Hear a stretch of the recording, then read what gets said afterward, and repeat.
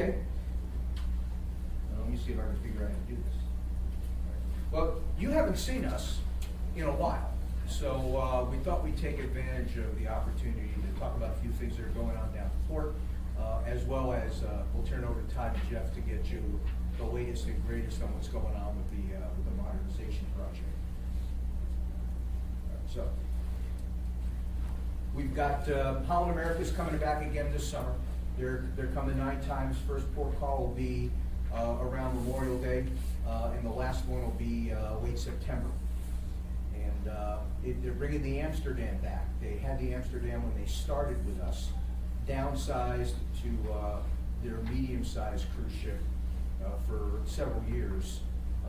Sold both of those, and decided they were going to bring the Amsterdam back. For some reason, this 2-week cruise in and out of in and out of Vancouver, Washington, is a big seller. So they upsize the vessel again and are coming back. So we're looking forward to having them. Do they complicate? Sorry. Do they complicate the mooring operations with our regular customers? Not this year, and not the last couple of years, because they'll come in on a Monday. Okay. They're in and out on Monday, and the days that concern us are Sundays and Tuesdays. They come in the middle of the night and leave in the middle of the night? Actually, they come in about 7 in the morning and they leave at 11 at night. Yeah, and sometimes they leave a little sooner than that. Yeah, they're out of the way. They're out of the way of the normal commercial traffic that we expect. The big D conflict we really have to keep an eye on every year is the cement ships, because they come in the summer as well. There's 4 of those, and when they're there, they tie a berth up for 10 days. So you need that north terminal. What's that? You need that north terminal. Yeah, the new south one. Yeah, that gets the cement guys out of the way. Yeah.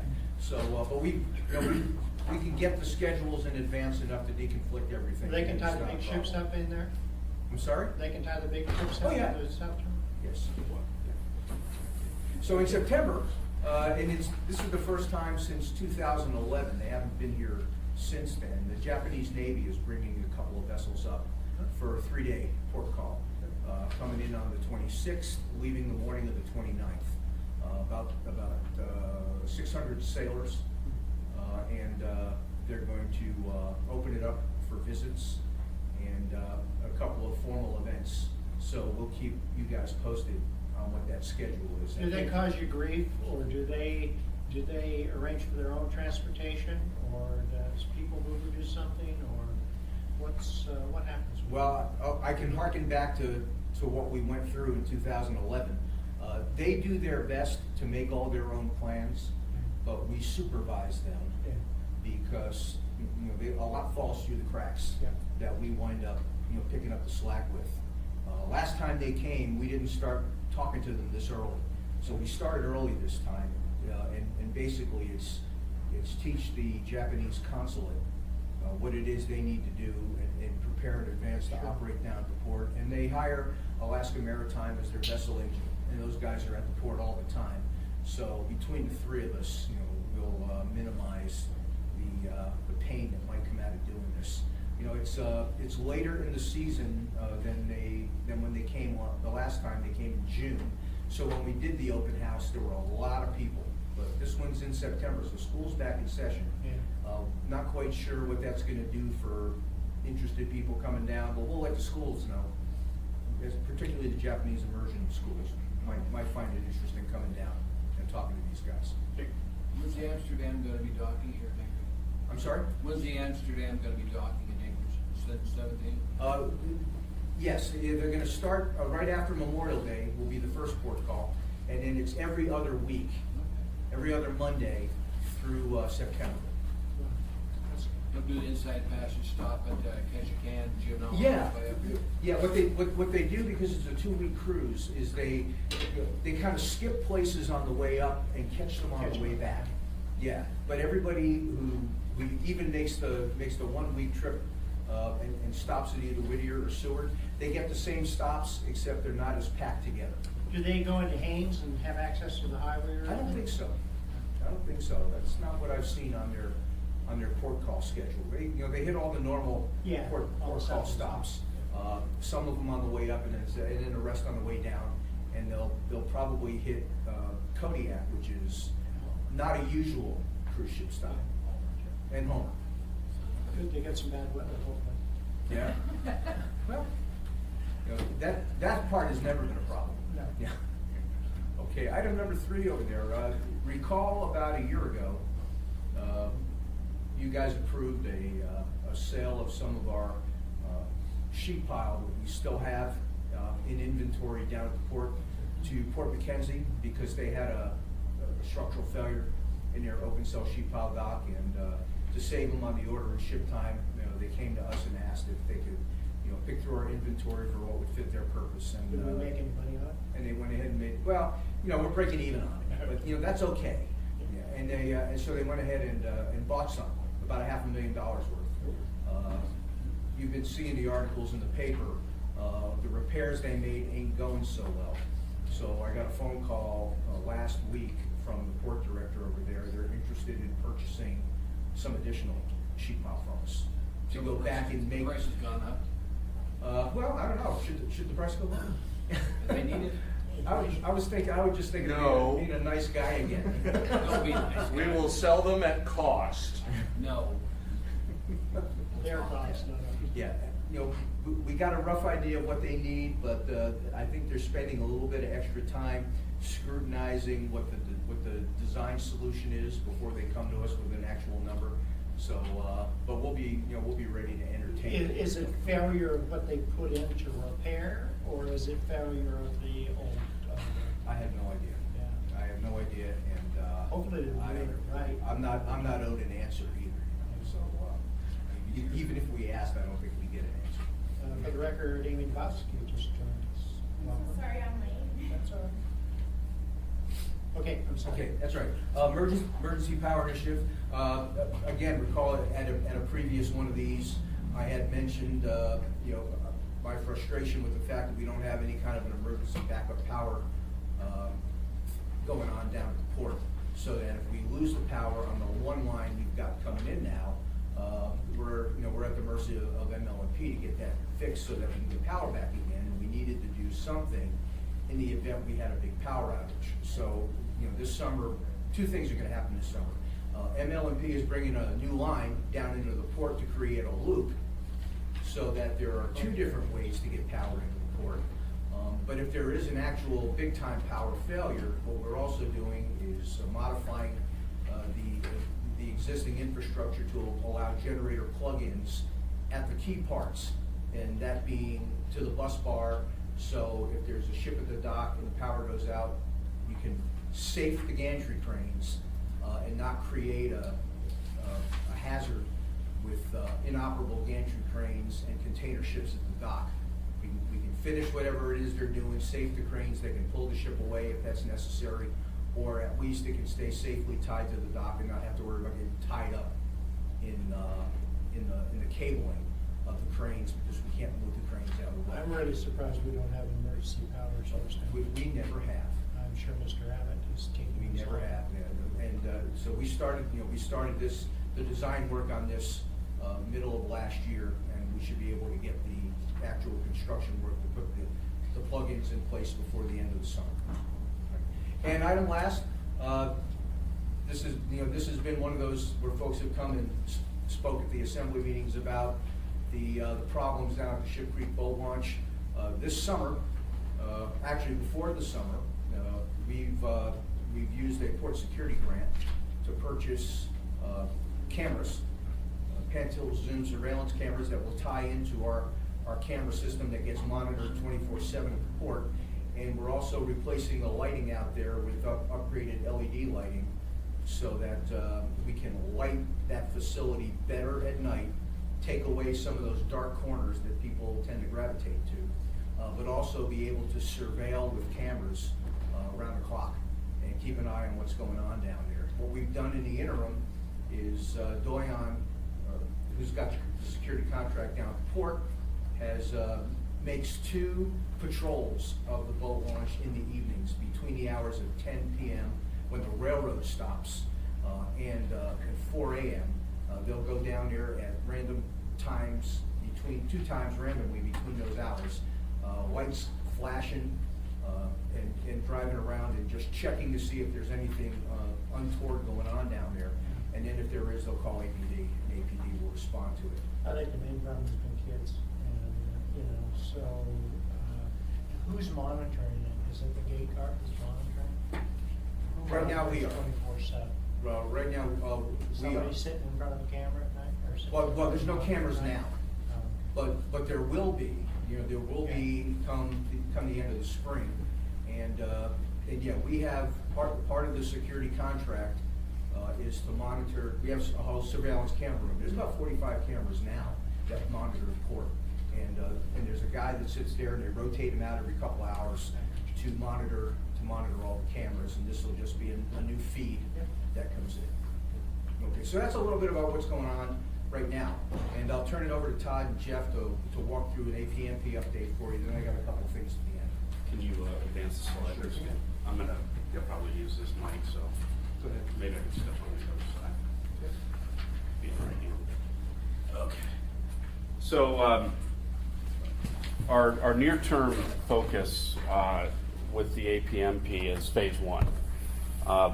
We've got several procurement actions underway right now to deliver both design and construction of key elements here. One being the North Extension stabilization, and associated with that under the same design build contract is stabilization of the South Backlands, back behind where the future petroleum cement terminal will go.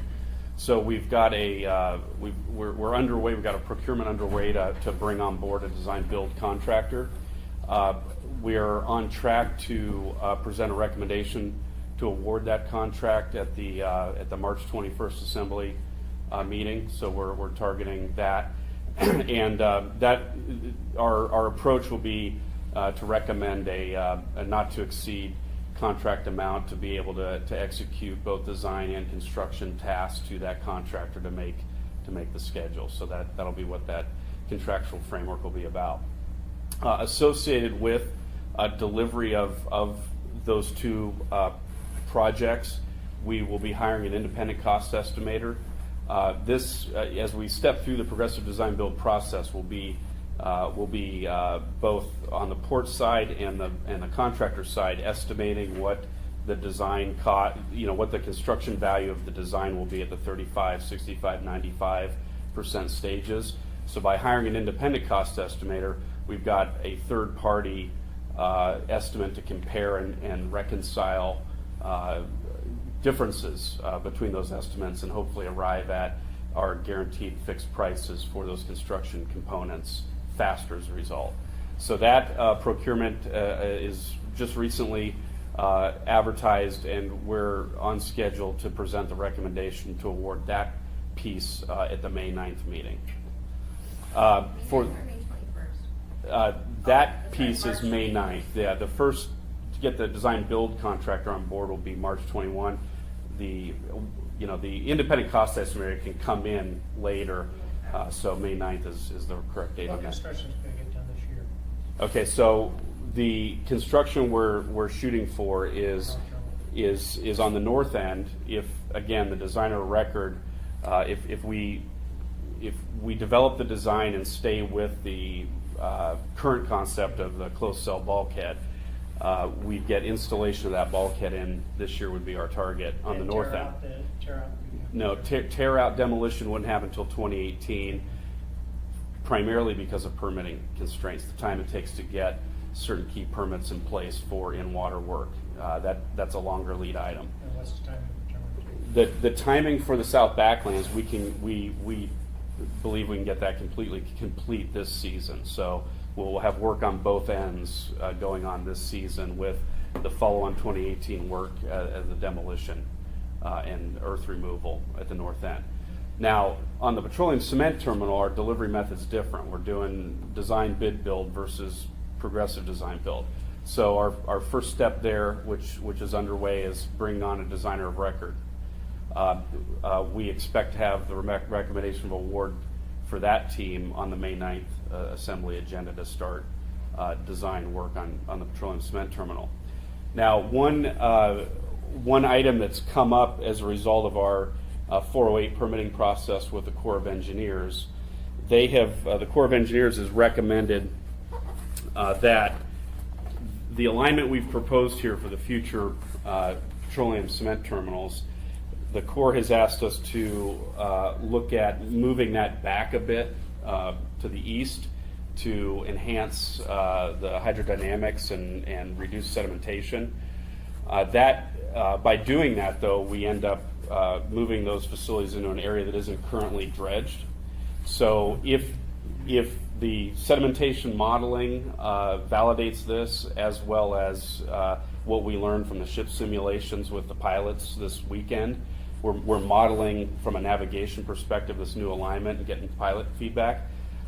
If everybody's in agreement that that is the right move, then the target would be to cost share transitional dredging with the Corps of Engineers to happen in the 2017 season in advance of terminal construction to get that work done. So we intend to recommend approval of a memorandum of agreement with the Corps to cost share that work in 2017 should all this pan out. Our target date for that approval on the memorandum of agreement is the April 25th meeting. So that's kind of in a nutshell as far as near-term activities that we would need assembly approval for. Questions? Now, before we get off the modernization project, Mr. Steele is hoarding a little diagram that we've made up that we've made two of these. The mayor has one, he's taking it down to Juneau with him. This is one we wanted to show you guys. We talk a lot about what the size of what the thickness of the pile was on the existing dock when the dock was built in the late 50s, early 60s. We've talked about what corrosion has done, and we've talked about what the new standard will be: 48-inch diameter, 1-inch thick steel reinforced concrete. But a picture is kind of worth 1,000 words, and this was a nice idea hatched by Jim and with some help from the maintenance guys down at the port to cut those little pieces out and build them. And this is something we'll take with us now every time we go and talk about the project, to give people a visual to better understand what it is we're talking about with respect to the impacts of corrosion on the existing facility. So I think it's a very telling little diagram, and it's real world. We cut those pieces off of piling that are here now. And we didn't make this stuff up. And you said those two half-inch pieces, they came off the same pile, one up above the water line, or I believe so. top and Yeah. So I mean, it's a big less than difference. 7/16 to start with, and it's been 50-something years that those have been in the water and hollow. Yeah, so they're showing their age. But also, they're going to be concrete reinforced, and therefore, so And you lose the thick. pile, no big deal. Yeah, and I mean, 40, you lose the 48-inch steel. diameter. Yeah, and back in the 50s, there was no design standard for wharf supported, pile supported wharfs. Now there is, and we've accepted that as the standard for what we're designing now too. So now you could worry about is the ship crashed into it. Well, yeah, I worry about that today. Yeah, but yeah. All right, just a couple more things before we pass the baton on to my friends at MO&P. PUA stands for Preferential User Agreement. We have two of them down at the port, one with Matson and one with Tote Maritime. The last time the municipal auditors took a look at those was shortly before I came down to the port in 2007. They were just wrapping it up, spring, summer 2007. So it's been a while since we have reviewed the bidding with respect to those PUAs. So the auditors are going to take that on this year. I don't know when. I think it's kind of later in their schedule. But I'm looking forward to to seeing how well those two companies have complied with the findings that came out of the last audit. And Did Matson have to bid, or did they just take over the lease that Horizon had? no, for the PUAs and for the leases, they were all renegotiated as a consequence of Horizon Lines becoming Matson. There's a brand new, Oh, okay. a brand new parent company, a brand new home office. You know, all that part's, they're all behind us. Okay. It's just a matter of looking at compliance with the terms and conditions of the PUA. That's what the audit will be for. We are also talking with our friends up the hill at Joint Base Elmendorf Richardson, and we've been doing this now for almost a year. But because of the fact that in 2018, and well, a little bit this coming summer, more so in 2018, when we have to start to mobilize contractors down at the port for these construction efforts, we can't afford to wait till snow piles melt for them to have real estate to start mobilizing on and push the schedule that's already short because of the short construction season. So we approached the base and asked them if we could come to some kind of an arrangement to share a snow dump they have at the top of the hill. So it's not a onerous drive, it's pretty darn convenient, and they didn't slam the door in our faces. So this week we're paying to have that property appraised as the first step in that process. And So would we get an ownership of that portion? I think it's gonna be a lease arrangement. You know, they're not gonna turn, you know, it's so much easier when you're dealing with the DOD to enter into a lease with them than it is to have the property transferred to you. Can you get one for the city snow too? Well, We actually do have a snow dump on J-Bear property. One of the Mountain View snow On the other dumps side. is on J-Bear land, and we have a good, low-cost arrangement with them right now. So that one, it's not the same as this, but it's equally beneficial to us. Another question came up, going back just a little bit on your contracts with your users. Those have escalator clauses. yes, they do. Okay. Yes.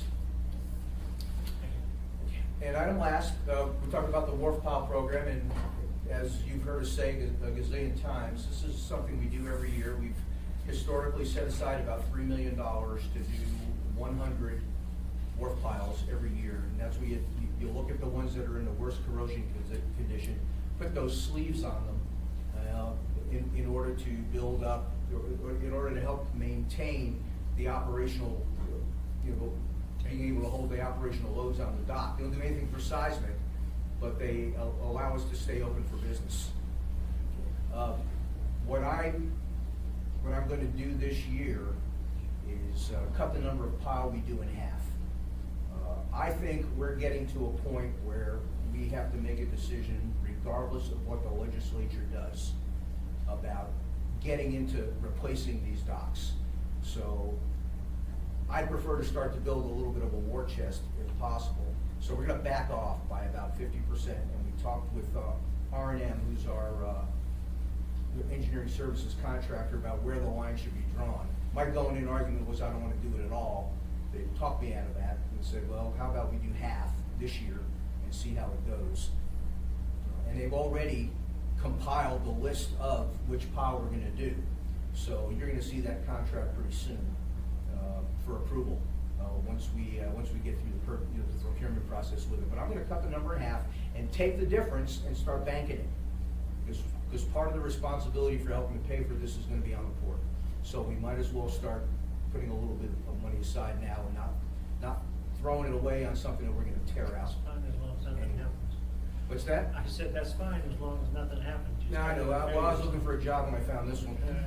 Right, and that, Steve and I have talked about this, and we support this. At some point, it'll become obvious that, the year before we tear out one of those two terminals, we're not gonna sleeve piles. Yeah. So we're now on track to begin that in 3 or 4 years.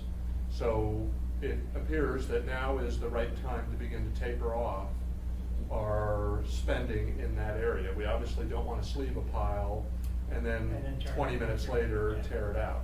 Uh-huh. So they're very expensive, as Steve mentioned. These are like $30,000 per pile. So it's a real number, so reducing Installing. the whole thing, the material, Yeah. the labor, the quality assurance, all of that. So it's a very expensive process. Some of you guys have seen that pile reinforcement process underway. It's an incredibly cumbersome, labor-intensive, slow, awkward process. It's the best one we got, but it's not very satisfying, and it's certainly not inexpensive. How often do you survey, or is it a continuous process? How often do Well, Do you There's- survey to identify? There's a initial spring inspection to confirm, look for, more extensive damage that might have been caused by the ice, from the. If you could replace all the ones that The were winter wrong, season. would you say it was 50% of the piles? Would you say it was 20% of the piles? How many have been repaired so far? No, I mean, how many really need to get repaired if you were, All of them, if you had all the money you wanted? all of them, That's why we're tearing the thing out. Yeah. yeah. We would ultimately get to the point where we would probably sleeve almost all of them at some point. And then, of course, in 10 years or so, we're gonna get to the point where some of the oldest sleeves are starting to fail, and those cannot be redone. You get one shot at this sleeving process. Do you have any limitations in terms of dock loading? I mean, Not now. You know, but as Mike had mentioned, when we get to the point where the age of even those sleeve piles hits about 10 years, we have to seriously look at how much load bearing capacity that portion of the dock still has. Yeah. And we could find ourselves shutting down sections of the dock if we don't do anything. Well, it might be a problem with the customers in terms of having to take everything Well, back to them. and they understand that, and they know that too, and they've been pretty good advocates for this when they make their trips down to Juneau and such, and we don't get any pushback. Whenever the conversation is about the age of the facility and the problems that we have with structural integrity and those kinds of things, everybody gets it. It's just, when are we gonna start fixing this thing? Well, not fixing it, when are we gonna start replacing it? Keep asking, even though they don't have the money. Yeah. So. Anything else? No, sir, I think we've taken the questions as they've come along. Mike, you got anything on this subject? Just to be able to say that we are moving forward. The mayor's down in Juneau today, working on port funding specifically. But so far, we have not received significant positive feedback that there's significant legislative interest in this or any of the other projects that other communities or advocates are proposing. Doesn't mean there won't be news, but so far it does not appear, it's not moving. So we are contemplating a variety of what we're generally calling self-funding options. Sometime later this year, we will need to fully commit to phase 2 if we want to stay on track with the schedule that we've got now and begin replacing terminal or creating terminal 1 and 2 as soon as the petroleum cement terminal is completed. And to do that, we'll need to make decisions by the end of this year. So we are at least in the very early stages of contemplating what self-funding would look like. And that basically means finding or generating $300 million, less whatever we're able to recover from the federal government, from our own sources. And that, port sources in all likelihood. So you'll be hearing more from us once we see how the legislature concludes about that if we're not successfar in Juneau in the next couple of months. In terms of the bulk terminal, are they, how are the customers? Are they happy? Or are they saying, hey, you guys have got to invest in this thing, we want to get this thing built? In the cargo terminals? Yeah, no, in the other. Petroleum cement terminal? Oh, I think all of our stakeholders are very excited about that.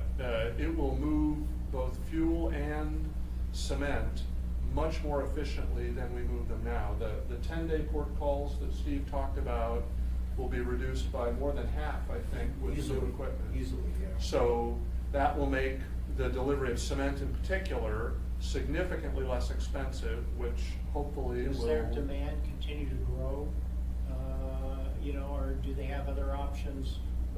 Port McKenzie probably isn't an option at the moment, but. Well, Anchor Sand and Gravel just built the big golf ball down at the port, so they are pretty thoroughly committed to the Port of Anchorage as their not just offloading facility, but their storage facility for the 10 to 20 year, Oh, yeah. maybe longer time frame. In fact- So they made they're betting on the Port of Anchorage, and we couldn't be happier. They're a great customer and certainly a big economic engine, not just for us, but a lot of that cement gets on a train and goes to Fairbanks, and then gets on a truck in Fairbanks and goes to the slope. So we're supporting the entire road network's cement business through that facility, and the new PCT will make that business even more efficient. About 95% of the state cement goes through that system. I'm sure that Port McKenzie was saying that in rail. Anyway, questions? Any other questions? Okay. Thank you. Great, you can give us just a couple of minutes to change teams. Got 2 minutes. Yep, thanks, Tom. Yep. Then we will be ready to talk about power pooling. I like power. Good, well, you're gonna like this.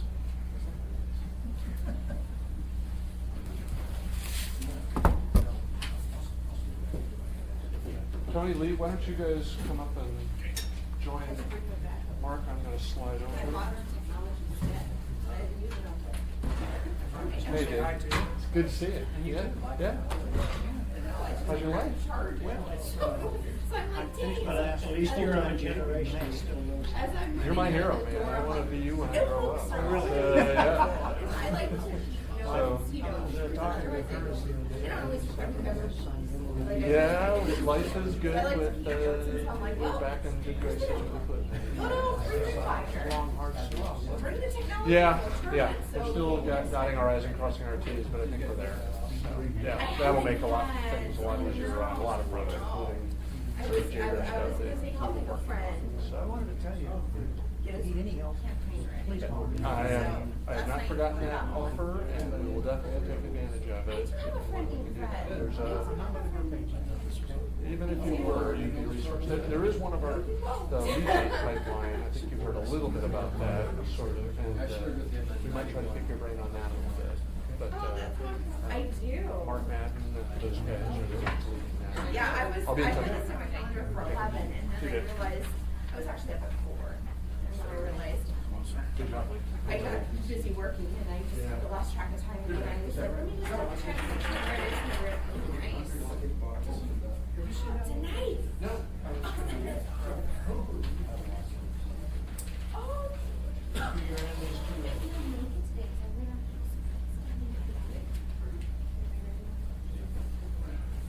That is so awesome. Thank you so much. Are you guys on? We are, oh, you are. Mark Johnson, General Manager MLP. To my immediate left is Tony Izzo, General Manager of MEA, and then Lee Ebert, General Manager of Chuyak. Welcome. As you may have seen from news reports, we signed an agreement, a power pooling agreement, at the end of January. We filed it as an informational filing with the RCA. And we are starting the process now of working through what it takes to make that a reality. And it is referred to as the development period. It's anticipated to be about 12 months that we'll be working through this to work all the bugs out, to finalize procedures and protocols, and then also to develop a settlement process, which will actually be filed with the RCA for their approval. And that settlement process is basically the accounting behind how we pay each other for the power that is bought and sold. So did a short presentation here that we will go through. Then I'll allow my colleagues to my left here to make any comments that they would like to, and then we'll open it up to questions. as we go through it, if you have questions on anything, please feel free to just jump in and interrupt with whatever question you might have. The objective is basically to save our customers money. We are looking for ways that we can work together collaboratively to save money.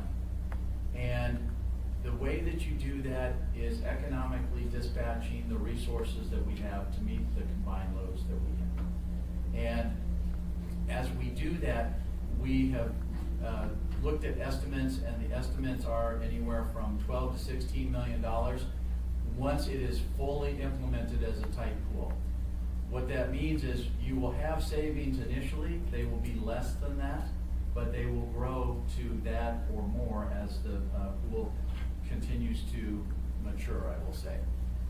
The history is that for a long time, Chugach had wholesale customers, Homer, MEA, and the city of Seward, and they had basically, they were able to economically dispatch their assets as well as the assets of the other three utilities to meet the combined load, which was, I guess, a precursor to what the power pool will do.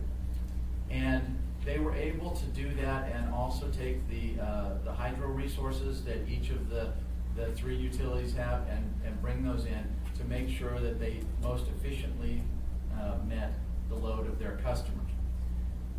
During that same time and over the last probably 10 years, the other utilities, and now that MEA and Homer are producing power themselves, we have gone to a bilateral transaction. So if I have power to sell and Tony needs power, they call and they say, you know, we need 10 megawatts an hour for the next 10 hours.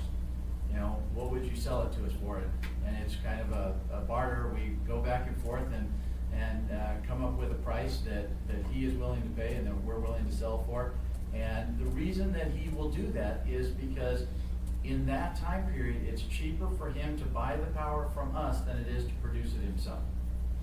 Or it could be that he has units down and so he can't produce the power, and so he comes to us or to Chugach or to Homer to try and find the power. And that has worked well and it's saved money, but it's a really, really inefficient process. So what we came up with in working, and we started with Chugach and MLMP, is how can we formalize that process and come up with a methodology to lock in more of those savings. And we came up with the idea of starting with joint dispatch in a loose power pool, which, as I said, formalizes the process that it happens today, and then work to where we get to a tight pool that is more of an automatic process as it goes through. During the conversations that we were having, we reached out to Tony, and Tony said, I'd like to play in that pool as well. And so we were able to bring MEA into the conversation, and we worked together, the three of us, to come up with the filing that we made at the end of January. We've had questions about, what about Golden Valley and Homer? Why are they not part of this? We have, our representatives have met with Golden Valley both here and in Fairbanks. They've also met with Homer both here and in Homer to explain to them the process. We've given them copies of the agreement that we signed. We have worked them through the model that has been developed at this point to show how it works. And we have said all along that it's voluntary participation. If they want to participate, we welcome them. But if they choose not to, that's okay too. They can still buy and sell power from the pool.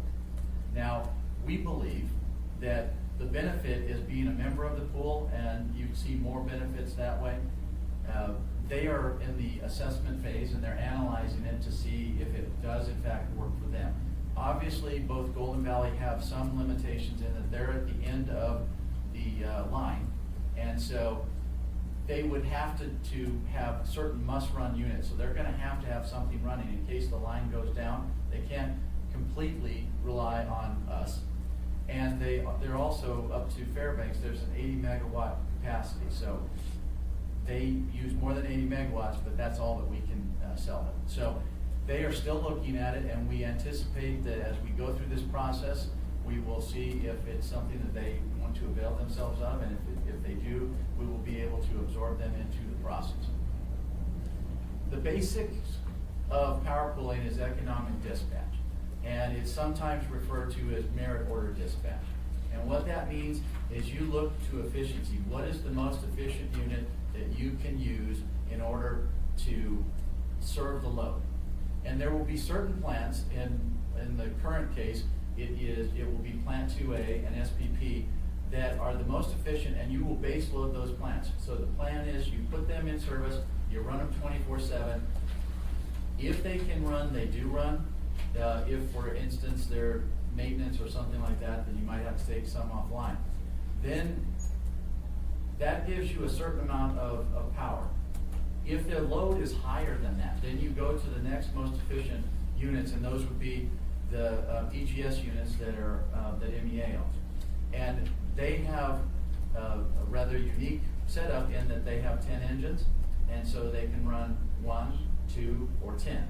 And that gives ultimate flexibility for all three of us to be able to move things around, to be able to meet peaks, and not have to start a really large unit, because theirs are 17 megawatts, and it makes it easy. So we look at how we meet that next load. It also gives us the ability to pool our hydro resources, because we are all three owners of Eklutna. We are all three owners of Bradley. And you can't, well, you could, I guess, if you wanted to, start the hydro on January 1 and run it full out, but fairly soon you run out of water.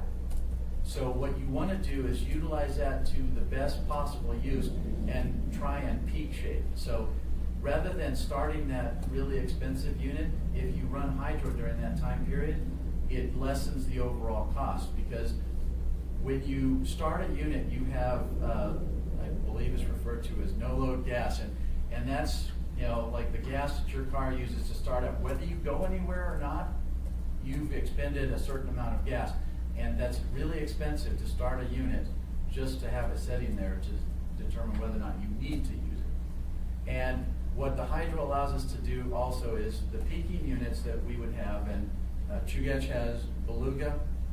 We will have units at Plant 1 and 2 that we could use. In the event that we need those, they're there, but you don't really want to use them because they are not the most efficient, and it will cost you more to run them in both O&M costs, but also in the fuel that they use.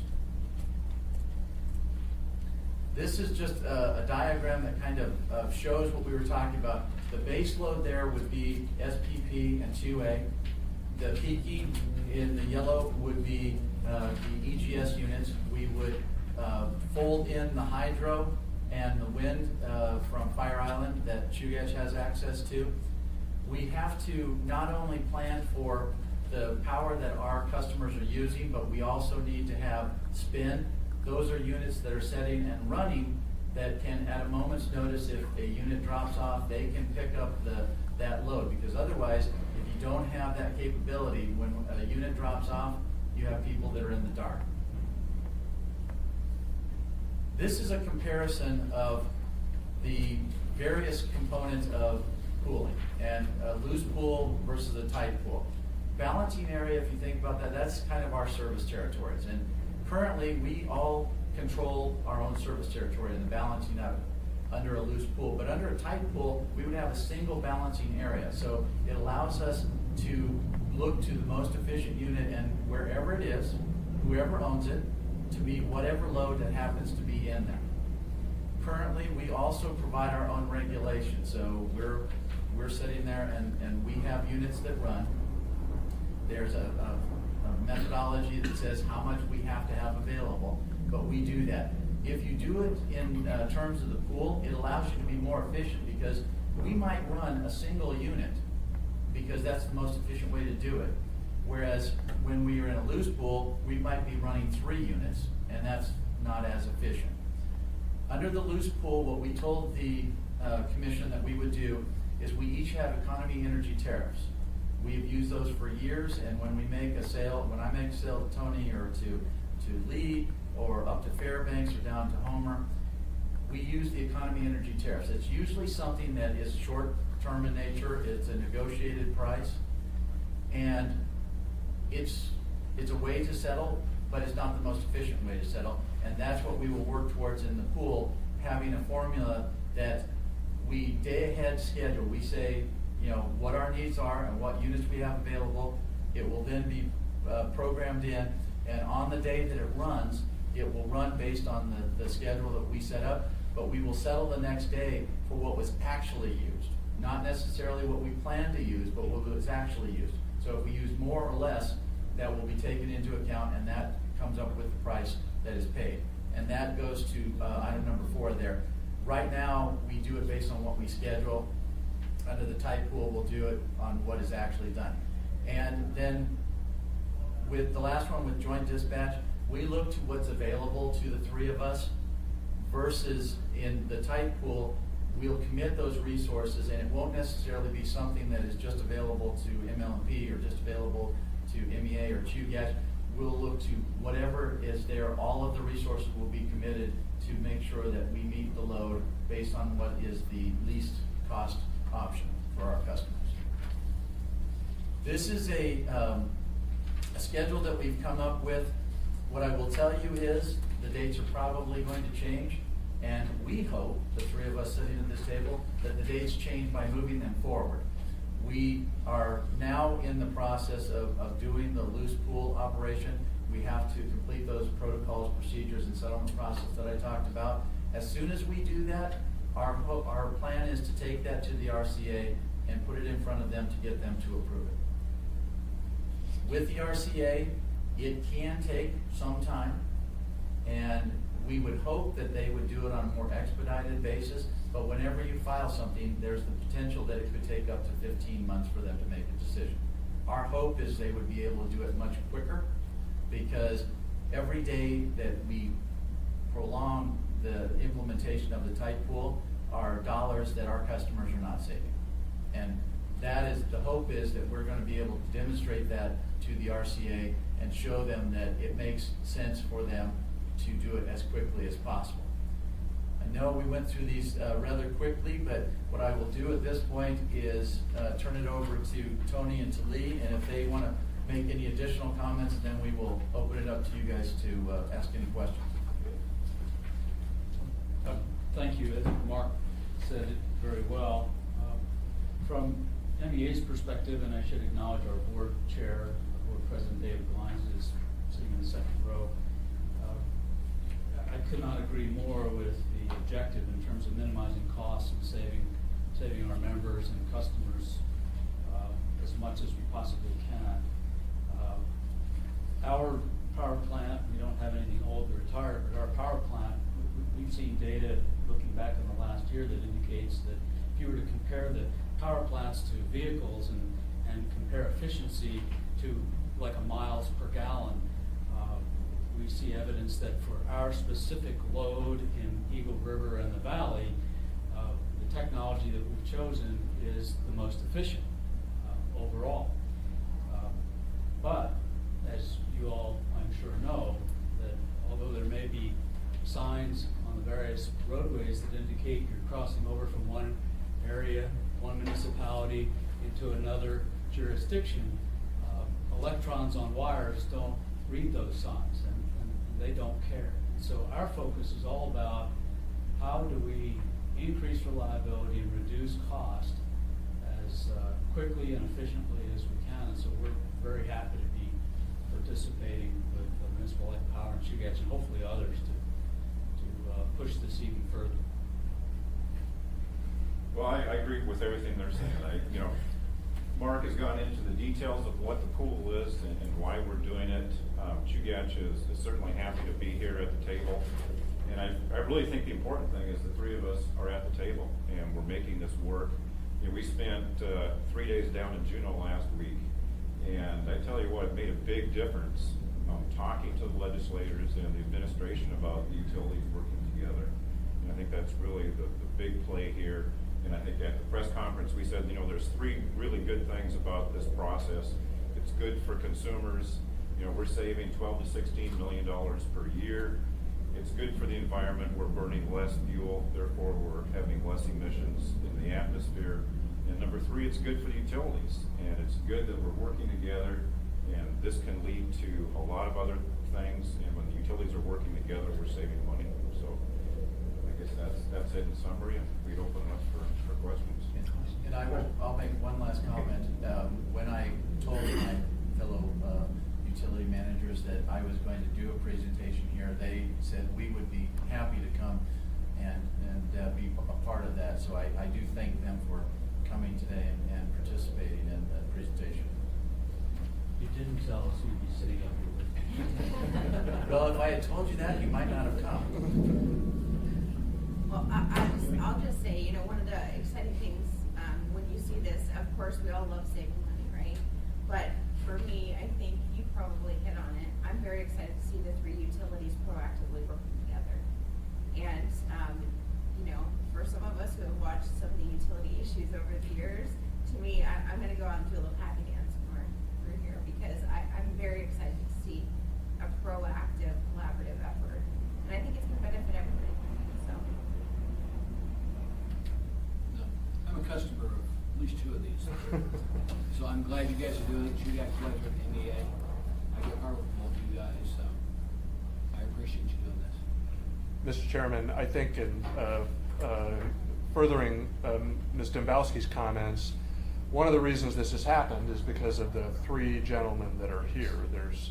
These are three guys that have been associated with their businesses for a while, but not necessarily as their general managers. And they have made possible what a lot of other folks from the outside had hoped would come naturally. Well, it didn't come naturally. It's only as a result of what I would suggest is really strong governance from the utility leadership that has made. I'd love to be able to take credit on behalf of the mayor for this, but it's really Mark Lee and Tony, I think, that have made this possible. Their ability and inclination to work together has made that possible. That hasn't always been the case, as you've referenced. So I just can't be more appreciative that these are the folks we've got running such an important component of our economy right now.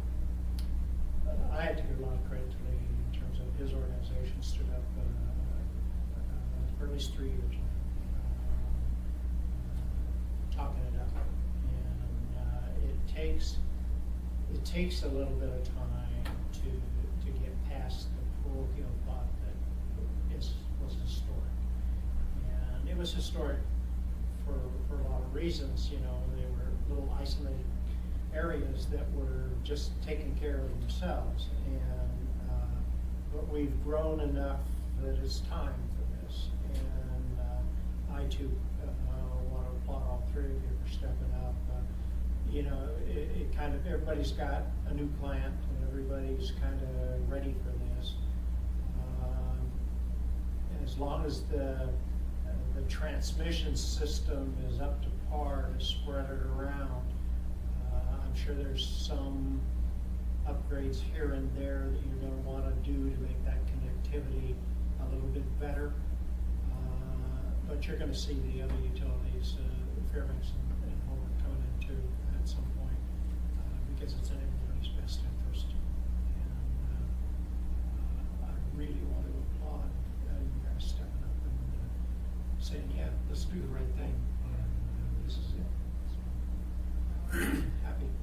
I would like to see how we're going forward. And I talked this a little bit with Mark in terms of my master's in environmental management, and so I'm kind of left-leaning in environmental areas, and I'm hoping we're going to be able to pick up the other 7 units of the wind power at some point, and get a little more alternative energy. I would like to see us looking at current generators out in the cut, looking to take advantage of that natural resource. That's a little more, a little more futuristic, I suppose. But just keep looking for ways to augment the fuel sources and provide for the growth that we're all going to have. So anyway, what do you guys think about the opportunities out there for some some different generation capabilities. Mr. Chairman, I think that this is certainly a first good step that increases the odds of not only bringing that on, which is something I think our discussions, we all certainly agree we'd like to do. It's being part of a larger pool. Think of it like Costco. If I buy 10 rolls of paper towels or a big bundle Yes, versus, it's much easier to accommodate those kinds of things, which, having spent some significant time in the lower 48 utility industry, one reflection I would share is that we're much less mature in terms of our energy infrastructure than they are, because just by the nature of what we are, statehood only being 50-some years ago. So I think I take comfort in that when I've looked at the transitions down there, I'm seeing that we're essentially following that pattern. I'm very hopeful and confident we can do a better job of expediting it and learning from those mistakes and making sure that it works for us. But I agree with Tony. I think, by getting the pool together, we have all the resources that everybody's working together. And I think it makes it much more easier to put a project like Fire Island Wind online. And one of the issues, as you guys are aware, is when that wind dies off, you have to have something else to pick up. Yeah. And what we've learned is that if you do that with a gas turbine, then you're spinning a gas turbine waiting for it, and that doesn't make a lot of sense. So what we've done is use the hydroelectric resources to basically pick it up. But there's a time difference between when you can schedule it and when the actual wind drops off. And that's what we're looking at, the technology of batteries and flywheels to try to pick up that timing. And so we've got a demonstration project that will get started this summer, and then we'll probably be expanding that. And I think really a good sized battery for the Anchorage area makes a lot of sense. And we'll be looking at that as well as the transmission build out that's necessary. What about centralized dispatch? Is that something that's in the future? I suspect you gotta get used to this pooling first off a little bit.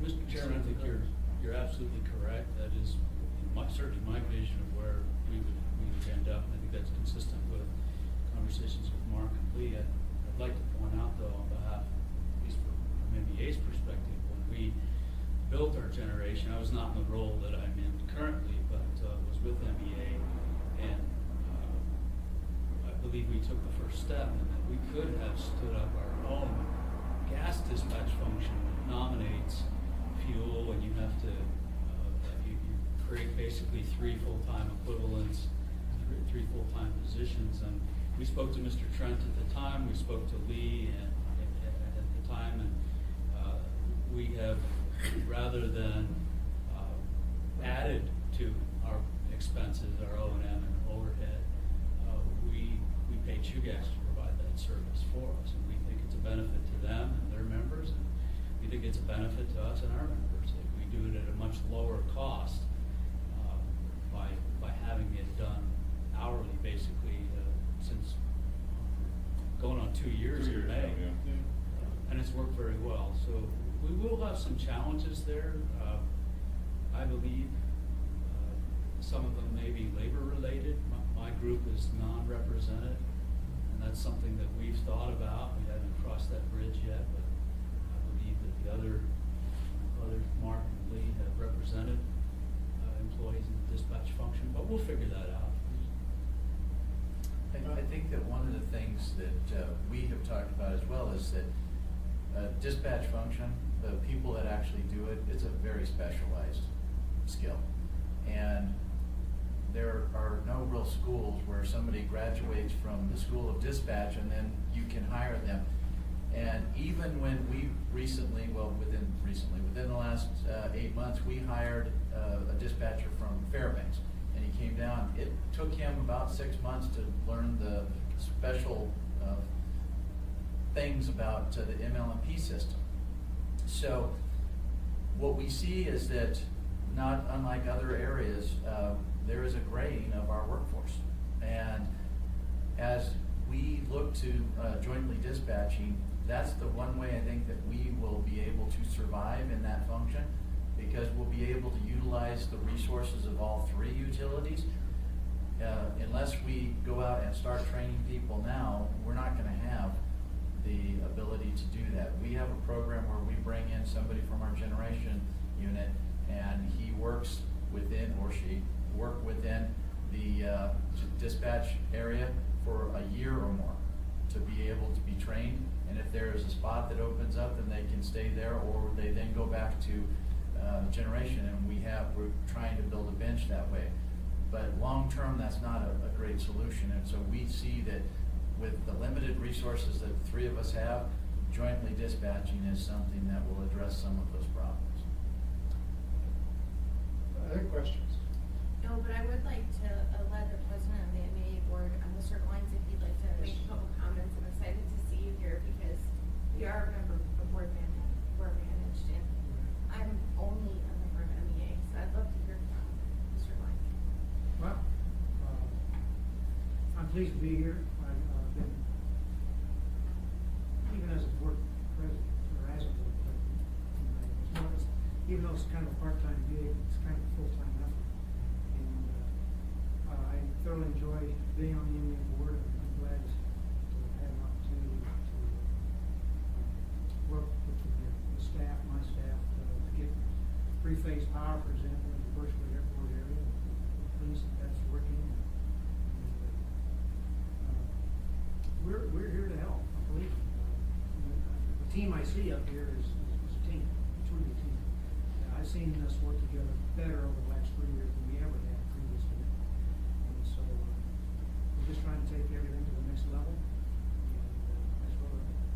I'm assuming that the board is obviously fully on board with this, but is there anything that the board raised when they're going into this process with the pooling that they're concerned about? Or is it, what were the discussions like to go to get to this level? Well, we wanted to go into something like this with our eyes wide open. And certainly the settlement process is important. It's not like we're continuing to evaluate it because we're still seeing it unroll as we go. But we'll find the data, we'll see the data as it works out over time. And I'm looking forward to it. And I think it's premature to build something we call, it's called USO or an ISO, until we have this data to rely on to see exactly what we're building together. So we should. And, so the type pool, for example, is a great first step to build that data and to work with all the shareholders and parties involved. Dick, nothing? You're happy? It's good to see, we've worked on this for years, it's nice to see these three We have. working together. We have been, and I think it's common sense, but it's also, it's tough to think you may have to give something up. And luckily we found a solution where nobody has to, and they're just getting benefits. But other changes will happen with time, I'm sure. It's the cooperative nature of it that is exciting to me because that opens up all possibilities. The rest of the state's going to be envious of what you guys are doing. I'm sure the RCA too now. RCA, I suspect RCA is happy too. We'll see how they work it out. They'll probably have some questions, but when you tell them you're saving the customers money, they ought to be happy. All right, thank you for your time, I appreciate it. You bet. I'm real excited, and thank you guys for your cooperative nature, and best of luck to all of us. Thank you, Mr. Chairman.